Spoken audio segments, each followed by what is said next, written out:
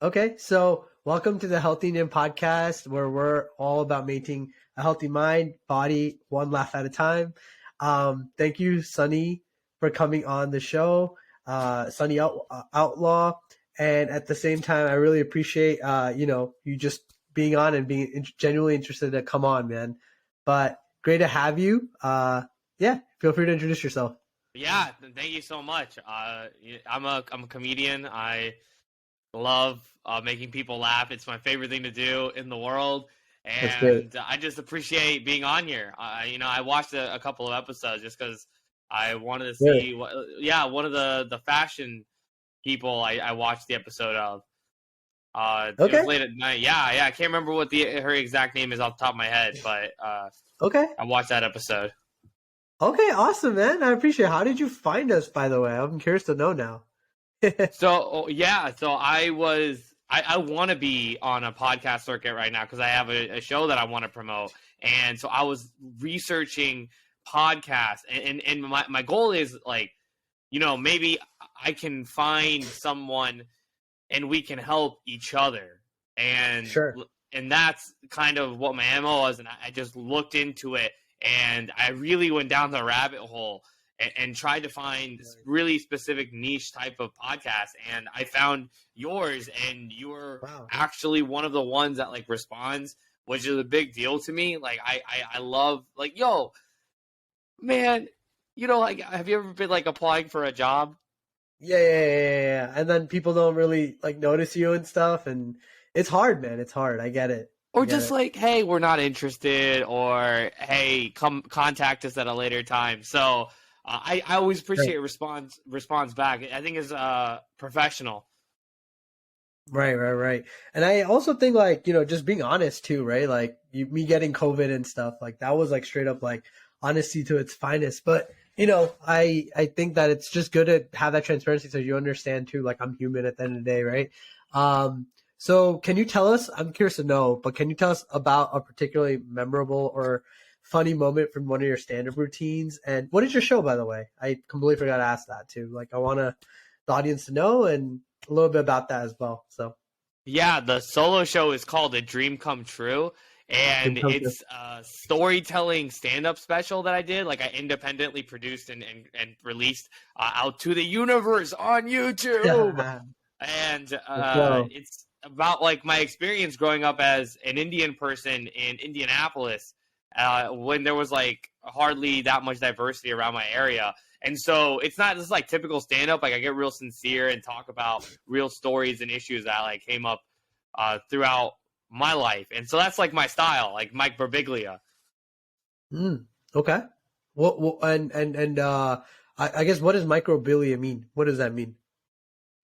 So Mike Birbiglia, he does really, really great storytelling. He's one of the few comedians that really people would consider a stand-up, but also a storyteller. He's really good at threading that needle on both sides.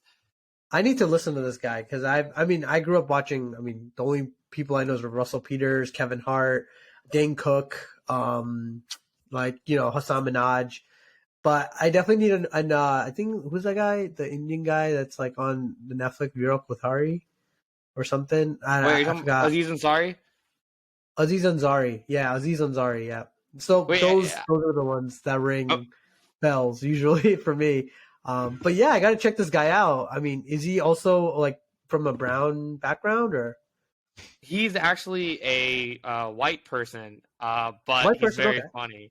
Actually, I want to ask you because I don't know what the age separation between us is. But would you remember the first time you listened to Russell Peters? Yes, I do.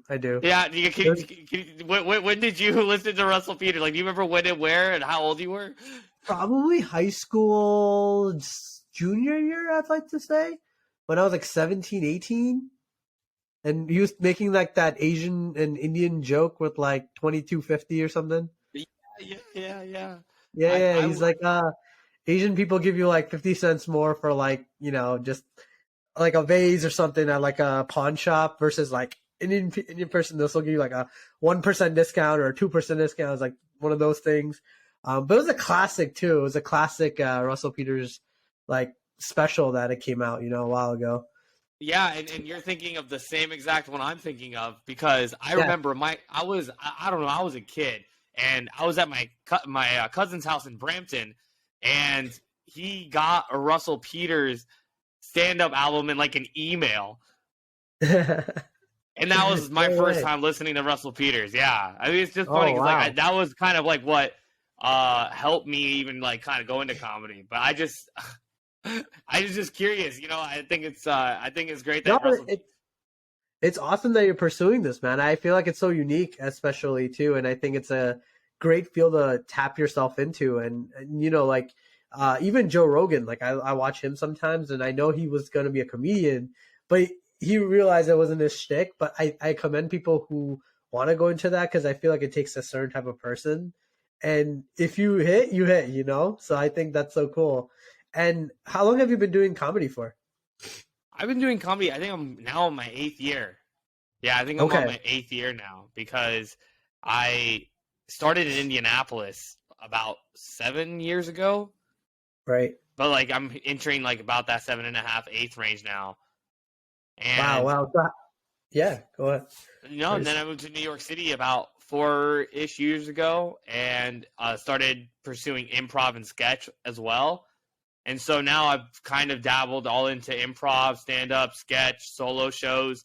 I really like creating like content and sense of like real life shows.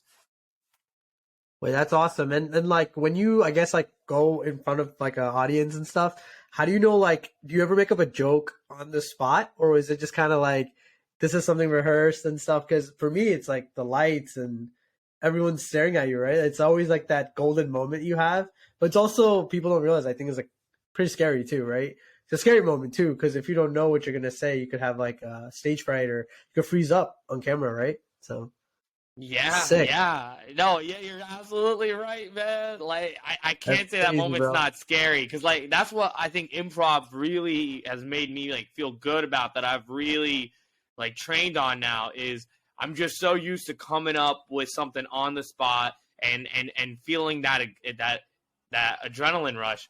But when you're in a stand-up crowd in a room, maybe you just for some reason have forgotten the second half of your joke, or someone says something that kind of throws you off your guard a little bit. Yeah, you do make stuff up on the spot, and I do start to sweat a little bit, but it's like you have to calm yourself down. Like the Yeah. moments feel so high stakes, but Right, right. it's like, hey, it's just 1 second. That's like just relax. Because, like, think about when you're watching comedy. You're not really just sitting there going, oh, why am I not laughing every single second? Right? Like, Yeah. sometimes when the comic is quiet or they're, like, thinking or they're contemplating, you're just looking at them, not thinking about anything. That's true. That's true. You're just like staring at him, and if he can make like a funny joke and entrance that person out, it's like the funniest thing. Because I saw like I don't know who it was, but it was like I don't know if it was Dave Chappelle, but it was somebody, and it was like a heckler, right? And that was like my next question, like how do you handle hecklers during a performance? Because there was like this person, and they took offense to like a racist joke or something, right? But as a comedian, you're supposed to joke about anything and everything. And they just made like the funniest comeback, and it was just hilarious how like the person was like, "Oh my god, like I can't believe you said that." So it was just literally it was like the comedian's like ability to not get affected. I think made the whole thing a thing. It was Well, very effective. I've been very fortunate in my entire life to not be heckled like crazy, but I also try Good. very hard to like I don't push like things. I don't push the boundaries on things that could potentially cancel me or whatever.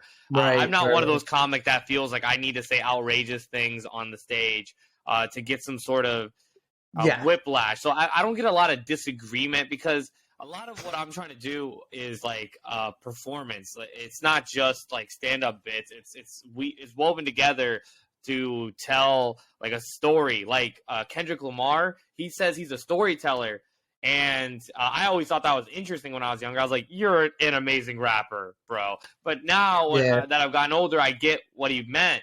Good Kid, Mad City is like not just rap amazing. song after rap song. It is an amazing album, man. It's just from beginning to end, you just can't help but like listen to it or think about it in its entirety. And so that's kind of how I like try to approach it. So it's all kind of an act. And when people do interject, I try to be nice and punch them up instead of punching them down, and try to incorporate it. But I'm also like, I'm not afraid to be direct and tell them, hey, you need to chill out. I hate when comics either like shit on. Sometimes you have to shit on the person completely, but I hate when they. I hate when they like just go aggressively at them sometimes, because I'm like, people are here to see a show. Right. And like I think you also forget your lines, and I think that's like pretty tough for someone that's performing, right? Like if you're dancing, and like it's almost like if someone like is heckling you as you're dancing, you'll forget your steps. But with dance, that doesn't happen because it's like a whole performance, and it's rare, more rare. But I feel like with comedy, I feel like people can say whatever the heck they want. They can throw stuff over the stands. So it's a pretty crazy field. I never thought of it that way until this like podcast. I was like, damn, there's actually a lot going on. And until I saw the research, I was like, damn, this is actually like crazy what Yo, and happens. it's hilarious because like these comics on stage have worked for years to try and tell a joke on stage, and someone that's never performed will sit in the audience and go, "Oh, yo, I know what to do and say right now." Oh my god, yeah, they'll exactly know exactly like that'll be their moment, their shining moment. So, but yeah, man, that's crazy. But that's awesome that you're pursuing this. I guess when it comes to like being like a comedian, how does exercise or staying active affect your mental health and creative process when it comes to comedy? Like, are you a fan of exercise and mental health? Also managing comedy, because I know like sometimes the jokes could be harsh. It could be a little tough to see yourself in a little pinch here and there. Um, how do you kind of counteract that? Like after the show or before a show when Yeah, the nerves. I definitely like to meditate. Because mental health is definitely something I've had to focus on a lot more on recently. I got burned out, real just bad from a job, just burned out. And it's still affecting me in like a way that's lingering, and I've had to like really like look deep and meditate. That's why in those moments it's like breathe. Remember to just breathe. It's not that big of a deal. Breathe. Because I'm such a fire sign, right? I'm so fire. I'm a Sagittarius. I'm just, Yeah, and that's an awesome sign. That's the sign that gets along with everyone. That's like the yeah. one sign everyone likes. And it is the one side that, and like, yo, we're trailblazers. We are fire, like the exact personality of it. And so for my mental health, one thing I really I do like to breathe, because it's so easy to get wrapped up in the like twister of it all, like where one issue just spirals into like 9 issues that aren't even in your face at that moment, which always end in nobody likes me or whatever. You know what I mean? Like some stupid wild thought. Those racing thoughts that come in, and then you're just like, damn, like should I be doing this? Should I not be doing this right now? It's just Yeah. freaking crazy. But yeah, no, I mean, I've dealt with so much mental health stuff over the years, but I think I'm at that point in life where I think I'm able to control it, and now I know where I am. And I think part of it's to do with podcasting, bro. Like when you chase your passions, like you're chasing comedy, I think it's more so about like when you find something you really love. I think a lot of those like questions and stuff are answered for you, and once they're answered, you know, whatever. People can think whatever, but at least you know what you're doing is like what you love, you know? So I think that's such a great thing to see, you know? And as comedy, I think, you know, it's just gonna get harder for you. So I think it's good to just see it like that right now, you know? Yeah, because especially as just someone who is so highly energetic, I need to spend more time around air and water, just in general, like around nature. That's something I don't do enough. What in terms of exercise, I love walking. Like, I mean, and not just, walking for 10 minutes a Walking is day great, and bro. being done. Awesome. Walking is clutch. It's I, it's like the most low key thing you could do for your it's the entire most day. easiest thing that people can do. And you live in Jersey, I live in New York. I'm sure whenever people visit you, they're like, well, this is a lot of walking. Yeah, And yeah, it is. It is. Like we're always walking everywhere. In the city, in New York, everywhere. All the yeah, towns, you know. during the pandemic, I live in Astoria, Queens, and I walked from Astoria, Queens to Bushwick in Brooklyn, which was a 3-hour walk. And Wow. yeah, Impressive. honestly, It's impressive. it's awesome. Only in Crazy. New York City can you have sidewalks and bridges that connect you the whole way through. And you see so much of the neighborhoods and how much it changes and progresses as you walk through it. It feels like a tiny little pilgrimage. And I, I remember in the middle of the walk even just being like, wow, I'm actually tired. Because it's a long walk. It's not like it seems like it's going to be easy because you're just walking, but you're stretching the muscle still. Yeah, no, it's definitely it's definitely like a gratifying feeling too, like when you're just outside in the open and just experiencing nature and the cars, the buses, the people in the morning at a certain time, you know, you're just experiencing everything. So I think just walking is like healthy. And I think it's something that even can give you ideas too, like when you think of your, you know, like your next stand up or your next routine or the next person that heckles you or something. Yeah. But I think it's sick. I think it's sick. So let's talk about your show a little bit. Like, what is your show about, and what is your upbringing towards that show? Because I know you were telling me about that. So how is it? How did the show inspire you in a way? Yeah, so like I grew up in Indianapolis and I'm sick. I'm a sick person. SIKH.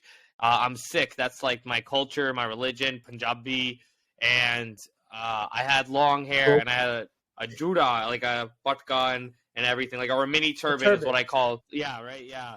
And in Indianapolis, it was not like mainstream at that time. Like the East Coast is diverse. In New York, one thing that surprised me is when people speak with an accent here, that doesn't mean they don't know how to speak English. They probably know how to speak English better than you. In Yeah. Indianapolis, when people spoke with an accent, it was always like a kind of you don't really know how to speak English, most likely, which Gotcha. is you know what I mean, which is so dumb to even think. But that just shows you like kind of the differences in growing up and how not diverse it was. And so I looked different. People thought I was a girl growing up. And Oh when, man, I have a Punjabi friend that's very similar to what you're saying, but I get it. I get where you're coming from.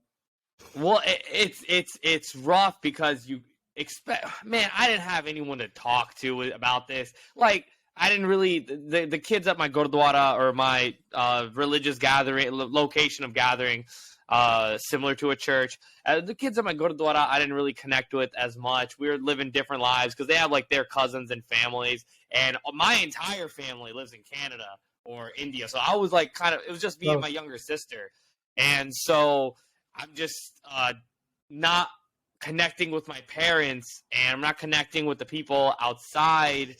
So I'm like kind of like this divided feeling constantly. Like I'm not Indian enough to be Indian. I'm not less Indian enough to be American, right? So it's yeah. like what the hell am I? What am I And doing? Who am I? yeah, I mean, it was like when I was a kid, I remember having like the distinct thought of just being like, oh, I gotta be funny so I don't get beat up. Oh man.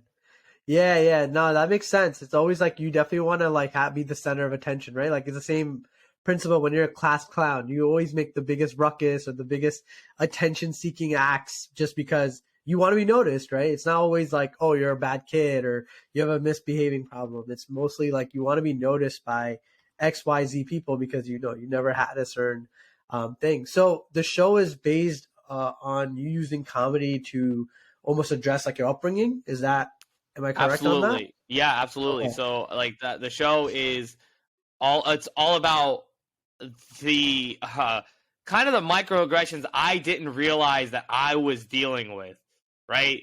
And Right. explaining that to the rest of the world. And I'm a very positive person. It takes a lot of work. Definitely. I think people see me be all like, "Oh, hey, a ray of sunshine," but it takes work to get here. And as a comedian, I want to talk about really sincere, emotional topics, but I want to still leave you feeling good. I don't want you to feel bad.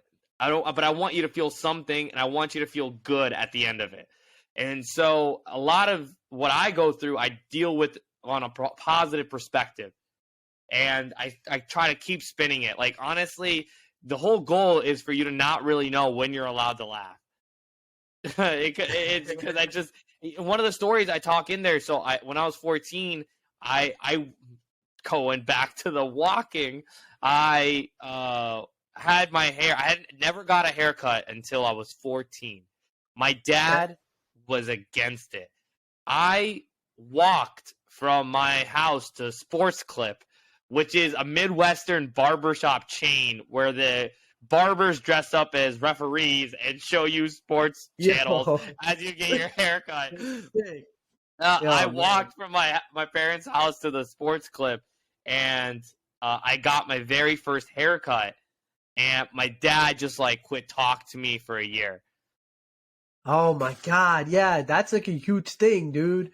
Like my friend, he won't cut his hair. Like he's scared. Like, I was always just like, yo, you have like a nice beard piece. Like, bro, you can't cut it. That's crazy. So you kind of went without a period of like basically a year without speaking to one of your parents. That's insane. Yeah. I mean, so like in That's terms crazy. of like mental health, like that kind of stuff, really digs with you or They'll stays fuck with with you. you Yeah. because Yeah. it's like, man, I can't even really talk to my dad about what I'm going through at school. He don't know what Man, you don't know what school is. Like for him, school was working in the farm as a kid, right? Like we had just such different upbringings. Like in the Punjabi summers, he had to like work his way just to get to America and Canada. I'm over here growing up in a completely different environment. And so I just didn't have anyone I could really talk to, like in an American way. Like everybody was just hours away from me. And so over time, I've had to really learn how can I express this thing inside of me to as many people as possible. And that's what I really like about the show is because I really do talk. I talk about the little voice in my head that it doesn't matter how much you accomplish. Like it's always kind of there. Like, hey, The you're not. imposter, like if I'm correct, like imposter syndrome, like you could do great things, but then it'll like just always tell you that you're not good enough. And when you wake up in bed and stuff, like it's always like for me, when I wake up in the morning, I always have like this weird feeling that like whatever I did yesterday doesn't matter. And like I'm not, I guess, like even if I had the greatest day, but then I have like this note next to me and I kind of write down like three or four things from the night before of what I did and like snaps me back out of like to reality, right? Like, hey, my mind just overthinking because, it's probably something from the past, but it doesn't matter. So you got to like, I think change your ways. And I think comedy is awesome. Like who doesn't want to laugh? I think that's funny, right? That's how you get to a girl's heart. That's how you get over, I saw Uh, your dating app thing, like you get depressed after a dating app, but that snippet that you sent made me laugh, dude. It was like the funniest thing, you know? So it was like like you said, it was an emotional topic, but like, it made me feel like kind of like relatable, you know, and I was like dying, and I thought it was hilarious, you know. Yeah, no, right on, man. I love, I used to have this app on my phone. I should give to it. It was like, it is what you say, like you like write like what you want to do with the day at the beginning of the day, and at the end of the day, you write Right. like 3 things that you want to remember, or 3 things that were great. How, did it like? Did you find like doing that consistently made you like rewire your thinking? Yeah, yeah. I mean, I actually saw a video of Jake Paul in like, yeah, because I'm like in this whole YouTube space thing. So I saw a video of Jake Paul, and he was in like a mental health interview, and basically like he was saying like every day when he was in training camp, he was in Puerto Rico, and he came back, and he doesn't like, he's like this rich kid with like so much millions of dollars, right? And he won his fight, but people don't know that in that fight you're isolated, you're alone. So every day when he woke up, he had dark thoughts of like, taking his life, blah blah blah, right? And in that moment, he realized that he should write "I'm happy" every single day and tell himself every single day in the morning, take a picture of it, and then just like revamp, like just keep doing it every single day, change his mindset like completely. So I did a version of that, but I, instead of me saying it, I kind of write it down every day. Now, obviously, I wasn't, in that dark of a space, but just to make my mind like change mindset, because like you said, it's really hard to just show that you're happy all the time. And I think, like you said, improv, all the things you said earlier, I'm sure like it took a lot of mental fortitude and shifts, right? Like different kinds of shifts to like change into someone that can deliver, and comedy is one of the hardest things I think out there. Yeah, So 100%. And like, in terms of just like rewiring your mental process and thinking, did you ever watch Avatar: The Last Airbender? oh, dude, I love Avatar. I Yeah, think right. Zuko is my favorite. He had the Yeah, best Zuko. art. Yeah, yeah, Zuko's great. He does have the best arc. You're absolutely right. He has the best character arc. It's lit. And there's this one moment where like, Zuko is trying to like learn lightning, and like the lightning like Right, goes into the right, clouds right. and it shoots right back. And he's like, it's just blowing up in my face, just like everything always does. And Uncle Iroh's like, Zuko, no, don't don't sink into the ship of despair. He's like, Yes, you must yes. provide yourself hope in times of darkness. That's what the definition of mental strength is. I literally took so much from that one little clip where, as a Lot of gems in comedian, that show. was what? No, it was a lot of gems in that show. A lot of Dude, gems. man, So much philosophy. It was insane. I watch that show like once every few years just to like really get my mental, like my emotional, spiritual health like back in order. That's awesome, dude. That's a great way to like treat your mental health. I mean, I honestly going to Avatar stage, just seeing like everyone's like arcs too. Like Toph's arc was so cool, and Uncle Iroh was like the GOAT. I feel like he would. Mhm. I had his quote on my Instagram bio for the longest time. I forgot what quote it was, but it was just about like changing seasons or shifts or something, and it was like it was a quote from like when he went back to one of the Earth temples to like pay homage to his son or something, his Oh yeah, son. But it was Tales a of very Boston good quote. Say. Yeah, Boston Say, yeah, that city. And it was like a quote that related the whole like show in one. I completely forgot what it is because my memory sucks sometimes. But once I find it, I'll send it to you. But anyways, yeah, Zuko, Avatar: Last Airbender, what a great show. And I think they're making a third one with Yeah, they are. yeah, so that's gonna be such a fun little thing. You should definitely make some comedy sketches on that. I think that'd be so cool to relate to our generation. Dude, there's this one TikTok video where they like remixed Katara, Katara. At the beginning, her and now she's like water, earth, air. Right? They did it with like how servers always refill your water too much. Yeah. They just went water, water, water.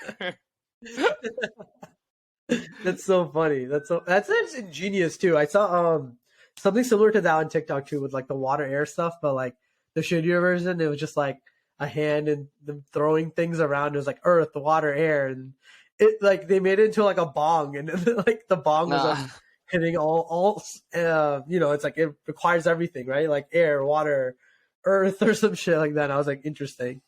But no, that's awesome, man. So okay, I have a really good one. Can you share any tips or advice for using humor as a way to improve I guess, mental health, or to like give someone, an up and coming comedian, some youthful advice? Because I feel like, you were stuck in that lane for like a while, right? What would you like say to them? Because what if they want to create their own show like you, right? And they're also going through it, right? How would you direct them? Yeah, no, that is a great question. Thank you. I think honestly, man, first I would ask, like, are you doing this for yourself? Are you doing it to make people laugh? I think what I see a lot of is a lot of young comics, like, they get so discouraged when every single crowd doesn't laugh at every single thing. And I know it sucks. It does suck, but it's gonna make you stronger. It's everything that you want is on the other side of people not laughing at everything. And slow down and live your life. It's really easy to get so stuck in comedy that you forget to be your own person because you're practicing the craft so much. You think you have to hit up every open mic, and if you're not hitting it up, you're missing out. Or if you're not doing something, you're wasting your time. Someone's working harder than you out there. They're more successful than you. If you don't work just as hard, you won't ever make it. Like there's all these like little things that will come at the forefront almost all at once. You just got to really know who you are, at least be working toward that as a process. Comedy is really easy to lose confidence in yourself if you're already walking in insecure. I had a moment when I was in Indianapolis where I had just started doing stand-up, and everybody kept calling me Aziz Ansari, or they kept saying I sounded like Aziz Ansari. And I have moments here and there where I sound like him, but my whole shtick, my whole voice does not sound like him all the time. And It was just because he was, a popular Indian comedian at the time. But it made me so mad that I quit doing comedy for a whole year because I was like, I need to find my voice. I just need to figure out what my voice is and come back as a different person. Come back as a stronger person. Come back as more assured of what it is that I want to talk about. Because I think what made me sound like Aziz is I put so much pressure on myself to make every joke the best joke of all time. And when I came back, I was a lot more loose and free. So I guess after all of what I'm saying is, I would say let the pressure go. Let the invisible pressure that's not there. If you think your parents are there behind you, if it's the money, it's whatever invisible pressure that's there, let it go so you can perform as free as possible. Because that's where the fun is. No, that's great advice. I mean, yeah, just being like abundantly free and able to just be yourself. I think it's like one of the things I almost like when I saw Hassan Minhaj like knew the King's jester. I felt like he was able to dance, tap dance. Like, I don't know if anyone else noticed it, but I noticed that. Like, I was like, dude, like over the years, just doing the Patriot Act and 30-minute shows, but like it's a fusion of comedy and politics, but at the same time, like it really helped him with his craft. It almost like gave him like the confidence and ability to just become like so dominating. And like if you saw his first single versus the King's Gesture, I feel like he's so comfortable in his skin. And he's able to just make a fool of himself and tap dance and just understand how like, the like different slides will come up on the screen, and he's just able to connect because he's so comfortable. And I don't know, I think that's like the supreme level of comedy, like hitting that point in hitting that kind of mindset, because it's all mindset, right? It's all in your mind. Yeah. So like sick, man. I don't know if you saw it, but I haven't seen the King's Jester yet. I think it was Homecoming King. Yeah, it's definitely because Homecoming King was the first one, I think. I saw Homecoming King, and I like that a lot because he talks about 9/11. and he gets serious in it, right? It's not just stand up, which I Yes. appreciate. Like I would definitely say what I do is like bracket it off. Like he would be like definitely an inspiration in terms of the angle that I'm going for. I loved him when he's on the Daily Show. Trevor Noah ended up winning me over, but at first I really thought that Hassan Minhaj should have been the host. And so when he got the Patriot Act, I really liked the Patriot Act. I thought it was a really great way of using pop culture and news. I think he's really funny, and he's really willing to pull that sincerity card out when he feels like pulling it out. He's very like earnest and wholesome, but he's also not afraid to tell you the cold hard truth. Like I don't know if you remember when George Floyd was happening and he came out and like just laid the whole thing about how this. Oh yeah, he just went in, and like you can tell too, like even like his production, the casting, how it goes down and how it goes up, and then like you can just feel the emotions, like even the lights and like just the ambiance, like it just comes down. So it makes like your visuals and like your mindset from the audience perspective, it's like very, you can feel the emotion, and then you can see like how he like takes that emotion and then takes into something funny. So that's such a cool ability to have, and I think only a few selected individuals can like pull that off. But I mean, you hit on the nail, man. George Floyd was a serious topic, and he made it into a way where like I think it was digestible for viewers, that they could like finally understand it, and like just be revealed a truth that may be hidden under the surface that is not discussed enough openly. And he used his platform in a way to touch our community in a way that we haven't probably been addressed in the past, because we don't have a lot of like Superwoman. She got famous off YouTube and she became a TV host, which is pretty cool. But we're still working on that front, I feel. Yeah. I mean, no, it's about the voices that you create when you have that much fame, because you're afraid of being canceled. But I think it's almost like you can't be afraid of being canceled, because I feel like you're a voice for people, and people need to understand that. Like even like a lot of people I look up to, especially like let's talk about basketball, like LeBron James, Kyrie Irving, Kobe Bryant, all those guys, like just seeing like how they felt about like just kneeling on the floor and just experiencing like what America went through, especially with BLM and just a lot of these other stuff, and George Floyd, like, it was remarkable for me, because like I know when Kobe passed away, me and my dad, we were just like so hurt and like just emotional, and just seeing like all these like other basketball players kind of like support him and also support the BLM movement, like it made me feel like a part of it, because I feel like it's part of my culture growing up, in this country, and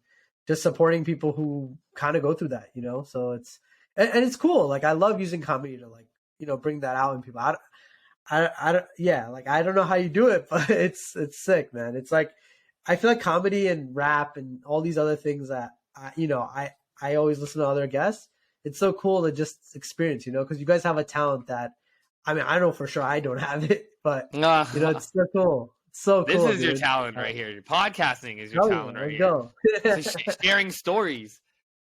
It's when you have that light inside or whatever. I there's nothing in my life that I would rather be doing. I know for a fact, since I was a kid, I've been meant to be a performer. So I feel I'm in this niche right now. It's only a matter of time. It's only a matter of time before something picks up, but it's speaking the truth and being able. Speaking the truth is a mental release of mental health that I love, and all the rappers in the 90s, they expressed what they were going through hip hop, and I love when you can just take that truth and put it in this amazingly digestible piece of art. Because what I learned, even though a lot of my stuff is talking about an Indian upbringing, what has shocked me is how many people that aren't Indian that relate to the subject matter. Yeah, definitely. It's so much relations, and like I feel like we all kind of go through things, but it's like I don't know. I feel like podcasts and doing the things you and me do are like a way to bring out that relatability, right? And that communication between two front ends. And I applaud you, man, for coming on. So I have still a bunch of questions. If you have time, we can go through them. Yeah. Yeah. So cool. So how do you think the role of comedy and comedians are changing in addressing and tackling mental health and wellness issues? But in general, do you see comedy, like technology, like podcasts, for example, like that's something that's changing from YouTube to podcast. Do you think comedy is also changing? Yes. Yes, it is. And the Because form it's like digested almost like the way, I don't know, now like comedians can also have like tidbits, right? Like I saw like how you had tidbits and snippets of yourself, right? Before, you would have like Steve Harvey and he would have like an hour long like whole show. And I love Steve Harvey, by the way. But like he would have like an hour long whole show and like literally like, back in the day on Russell Peters and it's on YouTube. But now you can have like all these different like, like stories of yourself. And I think that's sick from a comedy perspective. oh yeah, yeah, it's definitely changing because you know, like in the 90s, 80s, you worked your way up through the clubs. That was kind of like the thing. You work your way in the clubs. People know you. Eventually, you go on like the Jimmy Carson show or something like that, or Johnny Carson. Oh man, I just canceled the podcast. We're gonna be over. People are gonna hate us. I call him Jimmy Carson, but Johnny Carson show and David Letterman, and you became something. It used to be a huge deal. And then like in the 2000s, I think the festival circuit kind of popped up. 2000s, 2010s, and YouTube is now like already like a thing, and people are releasing stuff on that.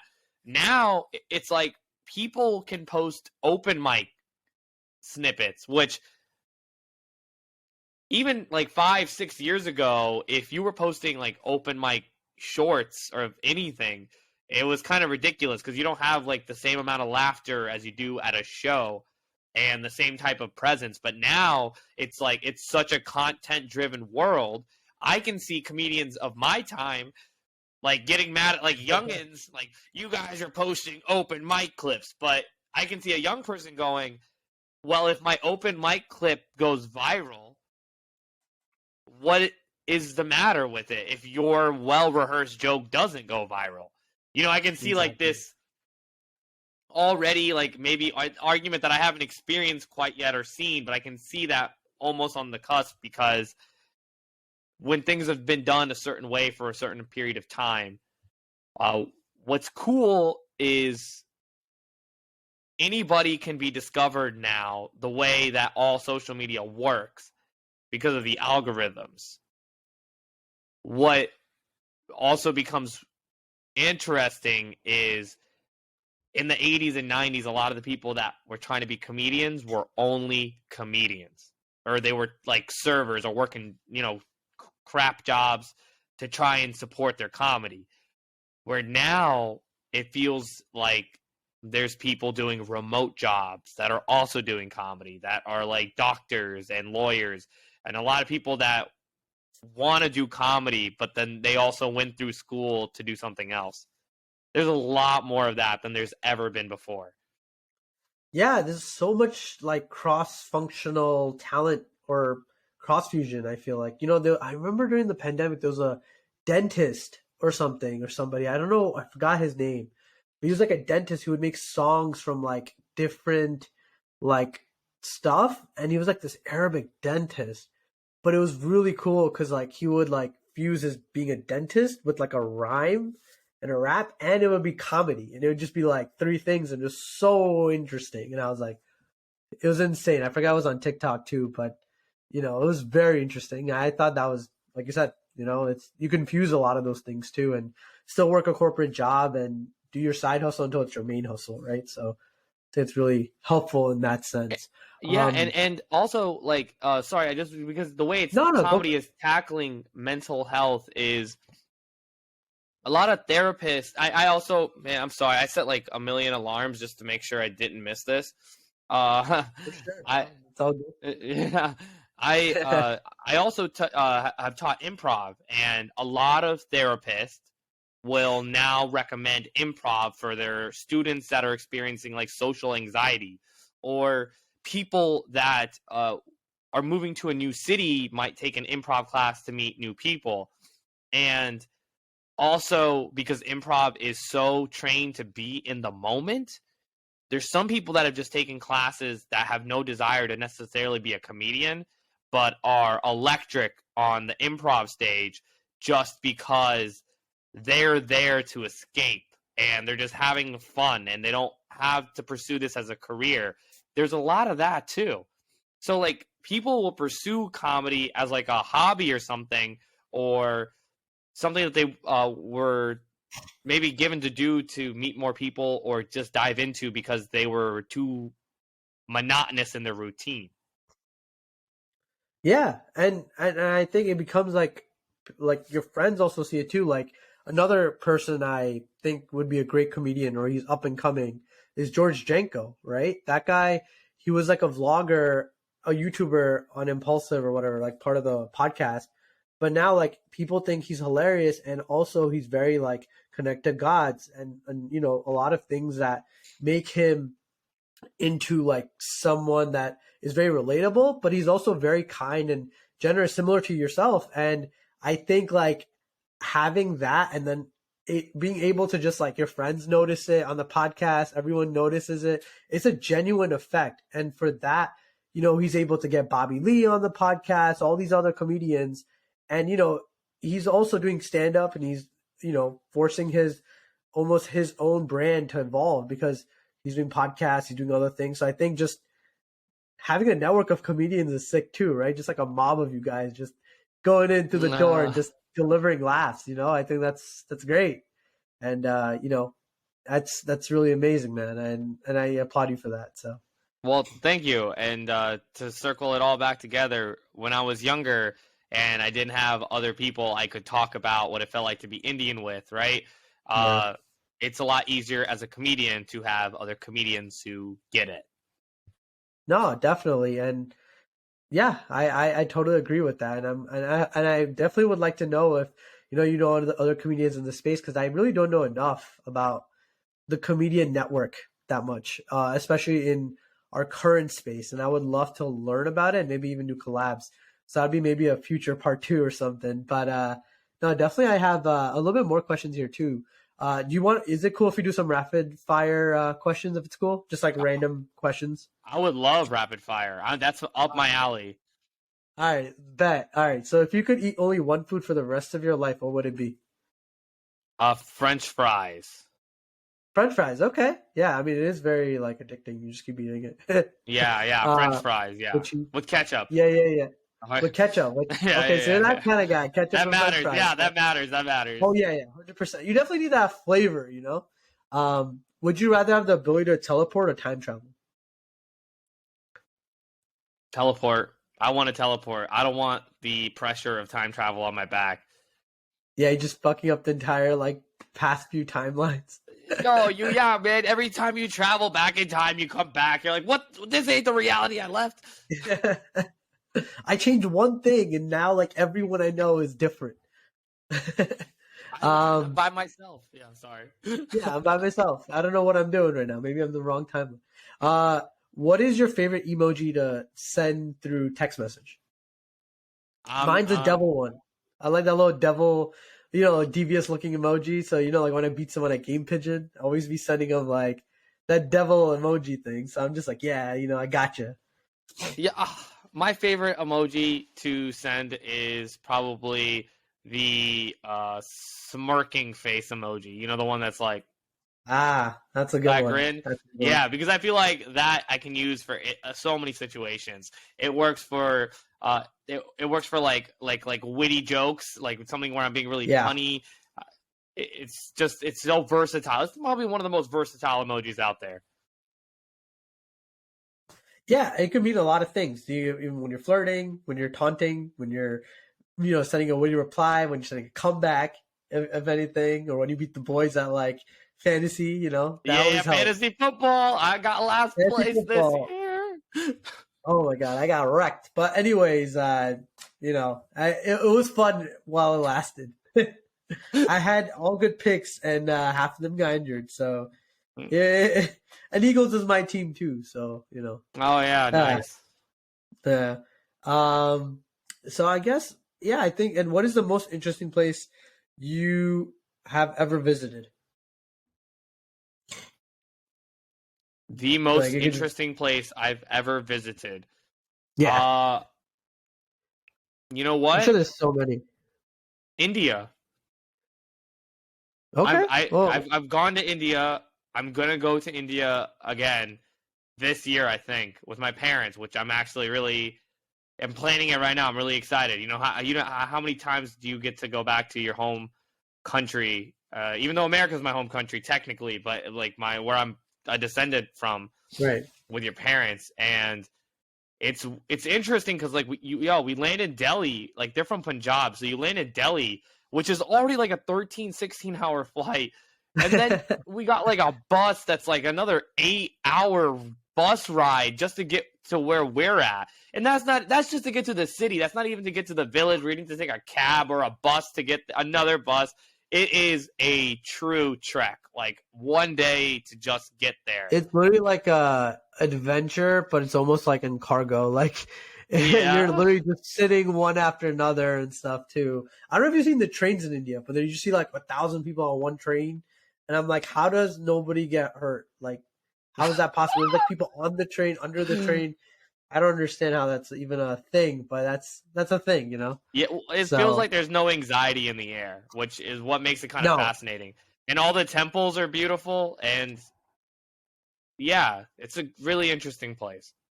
a place I definitely would want to visit is Punjab because I think one of my best friends, he's Punjabi too, but he's the guy with the turban. But definitely, we always talk about it because I'm Gujarati and Indian, but like we always have a vibe, you know. So no, I gotta definitely visit Punjab one of these days. But yeah, no, I I want to mean, get out of there too. I want to visit like Gujarat as well. I've only really I'm like from, so my family's from Bombay, like the city. So like obviously like the New York City of India. yeah, Um, yeah, but definitely come to Bombay, man. I mean, it's a city, it's a vibe. I feel I like need there's like to. yeah, it's just its own culture kind of thing, you know. So it'd be pretty sick. But well, yeah, no, definitely. Thank you for coming on, and I just want to give a shout out a little bit to you, Sunny Outlaw, for coming on the Healthy Indian Podcast. We hope you enjoyed this week's episode of the Healthy Indian Podcast, guys. And if you want to make sure you never miss an episode, be sure to hit that follow button, subscribe, go follow Sunny on Instagram. Do you have any other plugs anywhere, Sunny? Or Watch my solo show on YouTube, Sunny Outlaw, A Dream Come True. Please. yeah, check it out. I'm definitely gonna check it out, so you guys should definitely go for that and check it out yourself. And thanks for tuning in, guys, and really appreciate you. Please follow us.